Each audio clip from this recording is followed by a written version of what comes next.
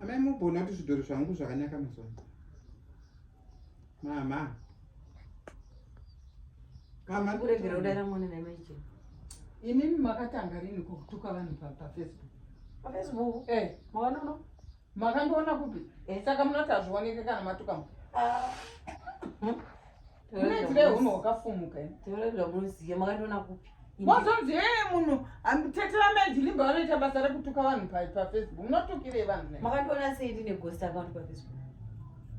Inini musadaro mazvinzwa ka? Mama. Ipapa iwonenge uchitodzidziswa zvinhu zvakaipa nateta. It's very bad. Imbotiteererai kana tita. Life yevanhu ivavo vamune muchituka muneizira kumba. Inini zita rangu paFacebook unonzi paino mufuleta pete Technoland. Mama azoziya sei kuti ndini. Saka ina muzvizive kuti ndini ndokuziva. Mukusara nobata foni yangu dabuda. Saka muri kuda kuita noise nenyika iyi. Muri kutotanga kuita noise nenyika iyi. Mama.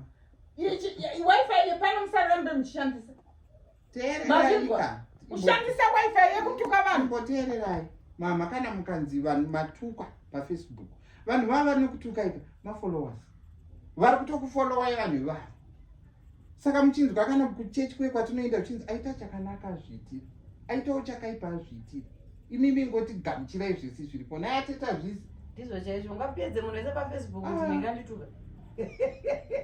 Isitotovada isu vanhu vanotuka ve. Totovada. Ini kutowandisa zita kutoziya zvandiri kuita.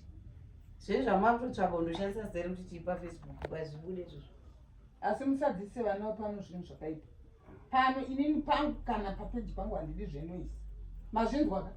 Handidi.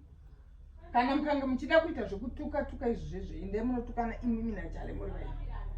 Pandiri musasvamba namukire zvo.